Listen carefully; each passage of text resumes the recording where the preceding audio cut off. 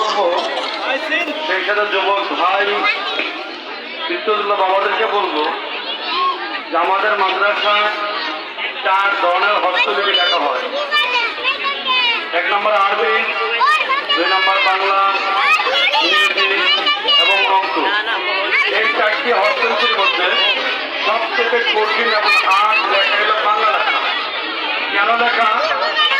আজকে আমাদের আরবি হরফ মাত্র 29টি, ইংরেজি লেটার 26টি, অঙ্ক 1 থেকে 9 সুন্দর করে সুন্দর। কিন্তু আপনার আমার এই মাতৃভাষা বাংলা ভাষা 26 আর 29 সীমাবদ্ধ নয়। সর্বর্ণ ব্যঞ্জন বর্ণ মিলে 50টি বর্ণ, 10টি স্বরচিহ্ন, 7টি ফলা, সেই সাথে যুক্ত অক্ষর। এই 4টি হস্তলিপির মধ্যে সবচেয়ে কঠিন এই হস্তলিপি হল আমাদের বাংলা। আজকে তাকিয়ে দেখেন অত্র মাদ্রাসার শিক্ষার্থীরা তাদের এই বাংলা হস্তলিপি কত সুন্দর। আমাদের পছন্দ হয়েছে কি হয় নাই? হইলে আমরা সবাই মারহাবা দিই, বলে মারহাবা।